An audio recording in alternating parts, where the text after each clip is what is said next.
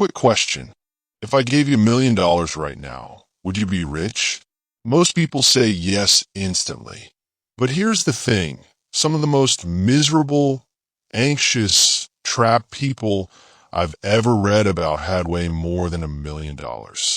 And some of the calmest, freest people I know have way less. So money itself isn't the thing. It's how you think about it. In the next 20 minutes, I'm going to walk you through the mental models, the actual frameworks that separate people who feel controlled by money from people who feel in control of it. These aren't tips like make a budget or invest in index funds. Those are tactics. This is about rewiring the operating system underneath all of that. Let's get into it. The first shift, and honestly the most important one, is this: money is not a scoreboard. It's a tool. A hammer isn't good or bad. It's not impressive to own a bigger hammer. Nobody brags about their hammer collection. A hammer's only job is to help you build something. Money works exactly the same way, except somewhere along the line, we started treating it like a trophy instead of a tool. When money becomes a scoreboard, you start optimizing for the wrong thing. You chase a bigger number instead of a better life. You compare your chapter 20 to someone else's chapter 3.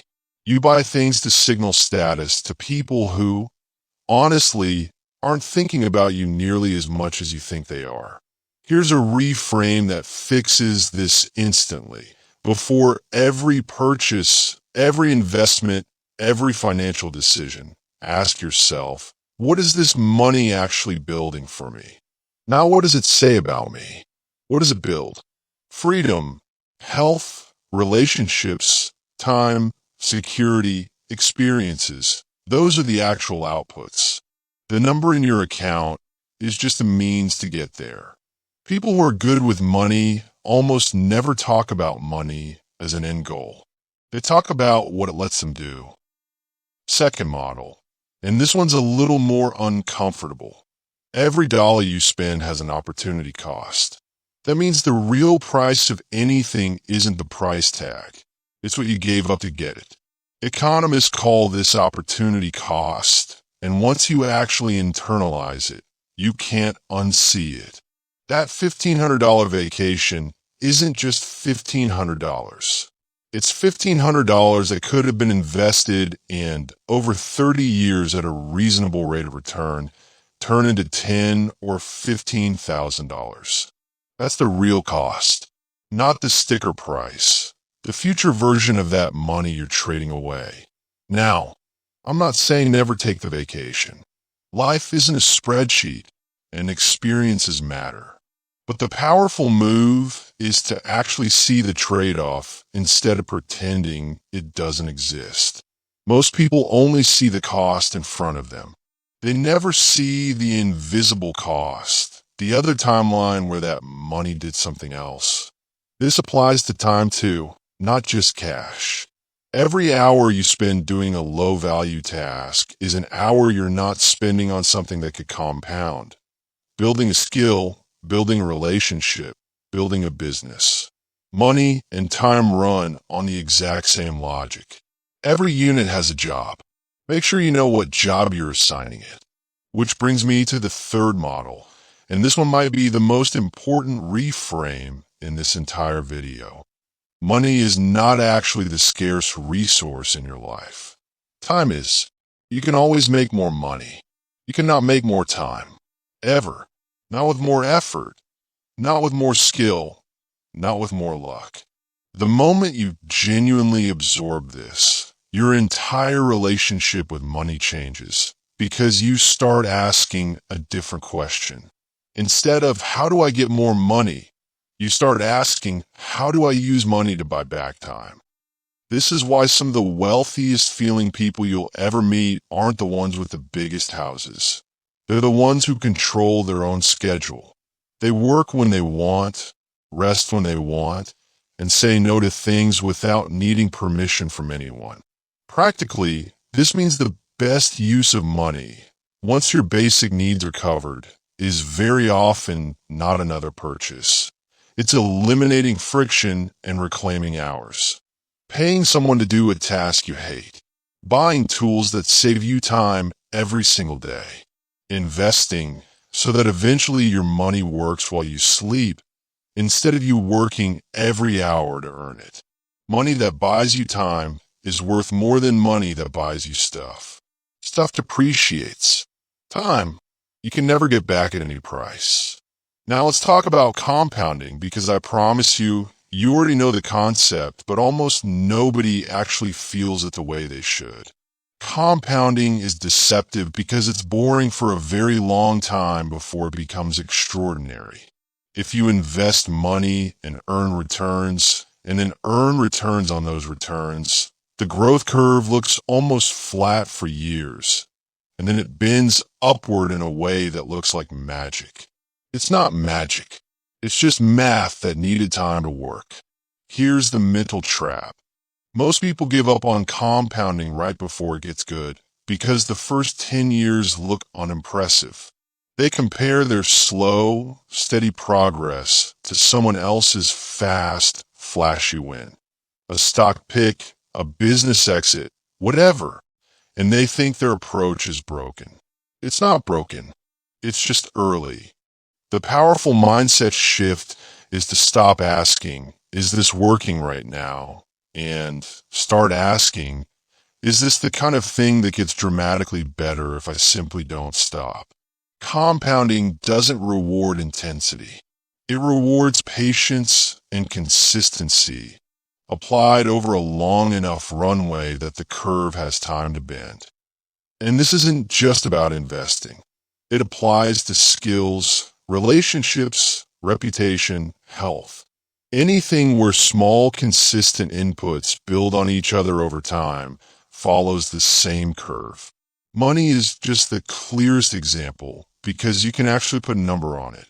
Here's a question almost nobody asks themselves, and it's arguably the single most important financial question that exists. What is enough for you? Not enough for your neighbor. Not enough compared to whoever you follow online. Enough for you. The specific number or the specific lifestyle where more money stops meaningfully improving your life. Without a defined enough, the goalpost never stops moving. There's always a bigger house, a nicer car, a fancier vacation, a richer peer group to compare yourself to. This is often called the hedonic treadmill. You upgrade your lifestyle, you adapt to it almost instantly, and the upgrade stops feeling special, so you chase the next one. People on this treadmill can earn extraordinary amounts of money and still feel behind, still feel anxious, still feel like they don't have enough, because they never define what enough actually looks like. The people who feel genuinely at peace with money aren't necessarily the ones with the most of it. They're the ones who did the work to figure out their number or their version of good life, and then had the discipline to stop once they got close instead of letting the target drift forever. This doesn't mean stop growing or stop striving. It means strive on purpose towards something defined instead of running on a treadmill that has no finish line by design. Next model. Wealth is invisible. What you see, the car, the watch, the house, that's not wealth. That's spending. That's the opposite of wealth. Actually, because it's money that already left the building and turned into an object sitting in a driveway. Real wealth is the money that was never spent. It's the investments sitting quietly in an account. It's a number nobody sees because it hasn't been converted into a visible object yet. This is why appearances are almost useless as a way to judge how rich someone actually is. The flashiest people you know are very often not the wealthiest because they've converted most of their money into things you can see, and wealth, by definition, is what remains after you don't do that. This matters because most of us subconsciously use other people's visible spending as a benchmark for how we should spend. But you're benchmarking against a number you can't actually see. You have no idea what's in someone's investment account by looking at their car. So chasing a lifestyle to keep up is chasing a mirage. You're competing against a picture, not against reality. The powerful move here is to get comfortable being quietly wealthy instead of visibly rich. Let your net worth grow in the parts nobody sees. It's a strange kind of confidence, being financially strong and having almost no outward evidence of it. But it's the position that actually gives you options. Let's talk about risk because most people think about risk completely backwards. Most people think risk means how much could I gain? The powerful thinkers flip that question. They ask how much could I lose and could I survive that loss? This is sometimes called margin of safety, building enough of a buffer that even if you're wrong, even if the unexpected happens, you don't get wiped out. Here's why this matters so much. In almost every area of finance and life, the biggest threat to your long-term success isn't failing to hit a home run. It's getting knocked out of the game entirely, going bankrupt, taking on debt you can't escape, panic selling at the worst possible moment because you didn't have a cash cushion. You cannot compound money or skills or relationships if you don't survive long enough to keep going. This is why an emergency fund isn't boring. It's a survival mechanism. This is why avoiding high-interest debt matters more than chasing a slightly higher return. This is why diversification exists. Not to maximize your best-case outcome, but to make sure no single bad outcome can end the game. The people who build lasting wealth aren't usually the biggest risk takers. They're the ones who took smart, calculated risks while making absolutely sure that a wrong bet couldn't take them off the board completely. Play a long game, and the single most important rule of a long game is don't get eliminated. Last model, and I think it ties everything together. Think of money not as store value, but as stored optionality. Optionality just means having choices available to you, without being obligated to use them. Money in the bank isn't just a number. It's the ability to say no to a job you hate, to take a risk on an idea, to help a family member in an emergency, to walk away from a bad situation, to take time off without panicking. The value of money isn't only in what it buys, it's in the doors it keeps open.